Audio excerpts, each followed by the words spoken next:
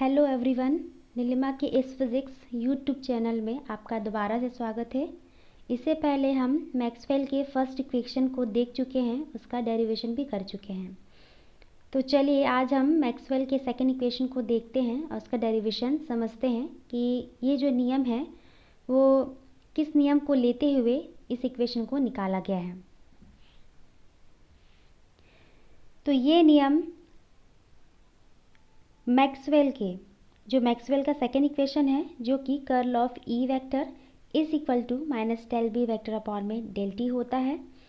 इस इक्वेशन को फैराडे के विद्युत चुंबकीय प्रेरण नियम के अकॉर्डिंग इसको निकाला गया है, जो ये कहता है कि जब किसी बंद परिपथ से संबद्ध चुंबकीय फ्लक्स में परिवर्तन होता है तो उसमें विद्युत वाहक बल प्रेरित हो जाता है, जिसका मान चुंबकीय फ्लक्स में परिवर्तन की ऋणात्मक दर के अनुक्रमानुपाती होता है।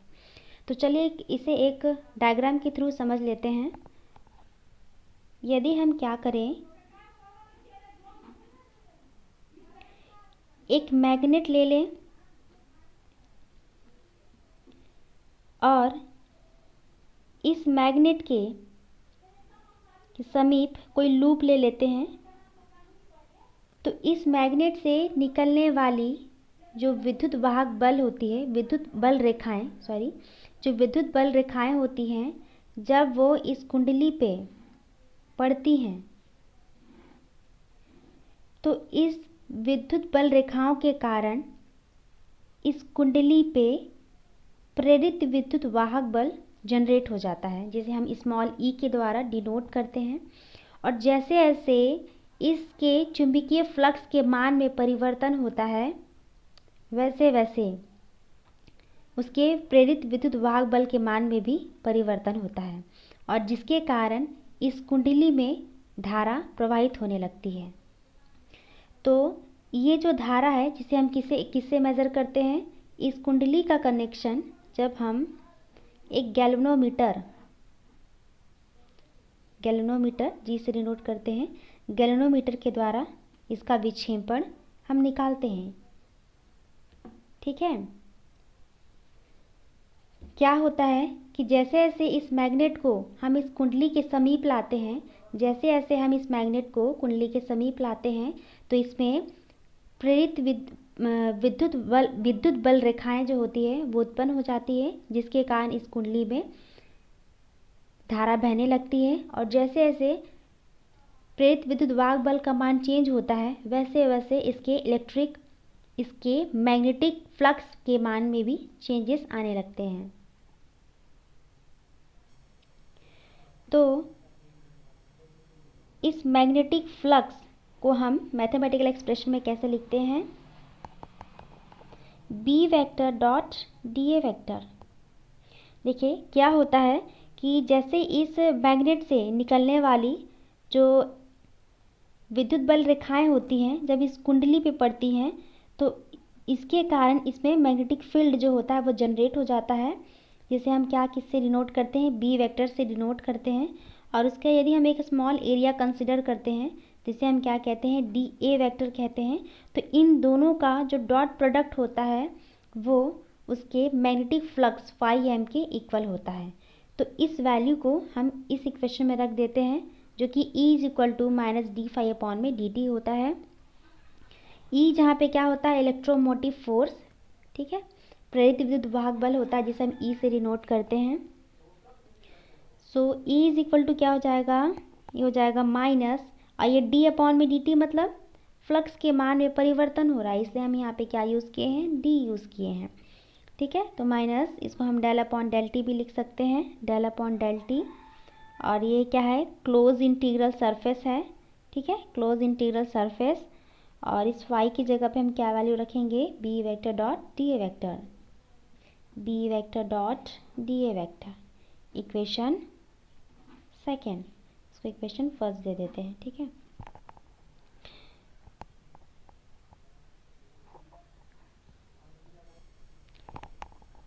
चलिए आगे देखते हैं क्या होता है कि यदि चुंबकीय फ्लक्स में हम जान रहे हैं कि जैसे जैसे जो है मैग्नेटिक फ्लक्स के मान में परिवर्तन होता है, जिसके कारण उसमें क्या होता है, इलेक्ट्रिक फील्ड जनरेट हो जाता है।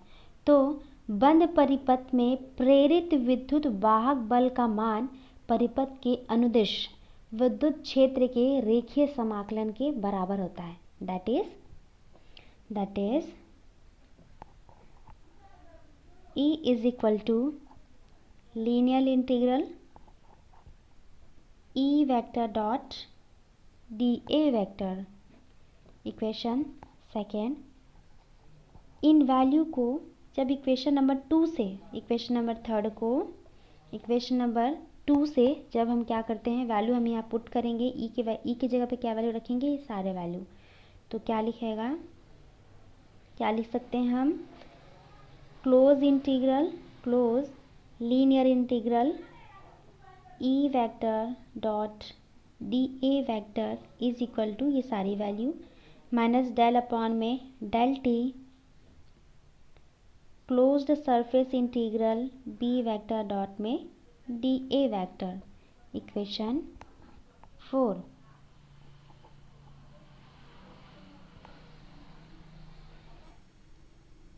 आगे देखिए क्या हुआ, इसको अंदर डेल अपॉन डेल टी को हम क्या लिख सकते हैं, माइनस क्लोज्ड सरफेस इंटीग्रल, ये हो जाएगा डेल B वेक्टर अपॉन में del T, del B vector upon में डेल टी इंटू में क्या है, dA vector.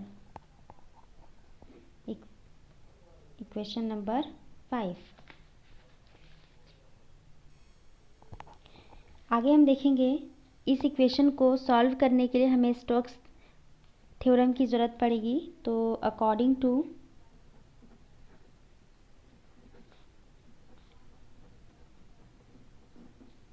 Stokes theorem, we know that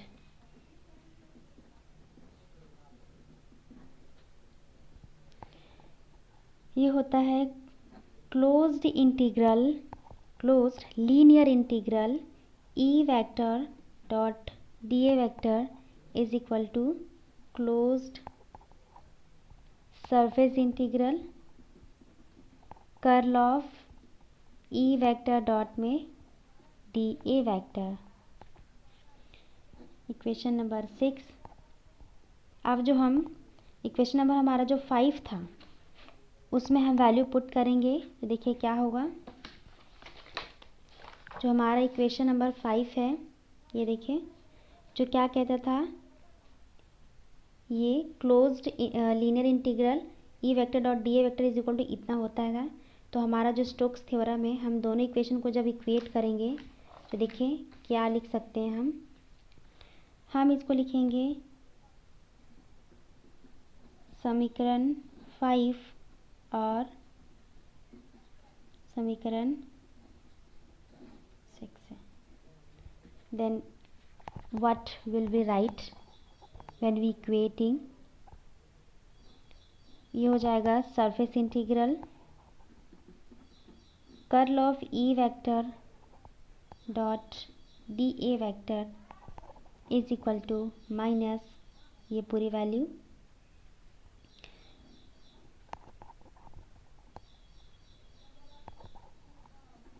del B vector upon में डेल T इंटू में dA वेक्टर। इन इक्वेशन को जब हम लेफ्ट हैंड साइड में ले आएंगे तो क्या हो जाएगा, ये हो जाएगा surface integral curl of E vector dot dA vector minus है, हम इधर ले आएंगे लेफ्ट हैंड साइड में, तो क्या हो जाएगा प्लस, ये हो जाएगा डेल B वेक्टर अपॉन में डेल T इंटू में dA vector is equal to 0। देखिए दोनों में dA कॉमन है, हम उसको बाहर लेंगे, closed surface integral curl of E vector plus में डेल V वेक्टर अपॉन में डेल T इंटू में dA vector is equal to 0। Or curl of E vector plus में डेल B वेक्टर अपॉन में del T is equal to 0। Or curl of E vector is equal to minus, हम इसको right hand side ले जाएंगे, then plus है, then क्या हो जाएगा minus del B vector upon में डेल टी।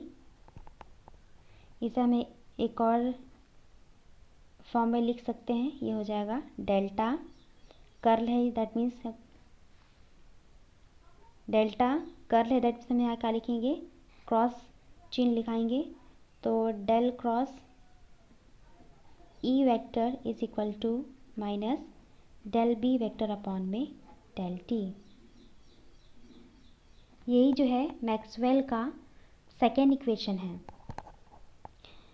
इसका निष्कर्ष क्या है, ये कहता है कि किसी बंद परिपथ से प्रेरित विद्युत वाहक बल का मान उस परिपथ के पृष्ठ पर चुंबकीय फ्लक्स के घनत्व के ऋणात्मक समय परिवर्तन की दर के बराबर होता है। ठीक है, परिवर्तन की ऋणात्मक समय परिवर्तन की दर के दैट मीन्स परिवर्तन दर के, ठीक है, दर के बराबर होता है।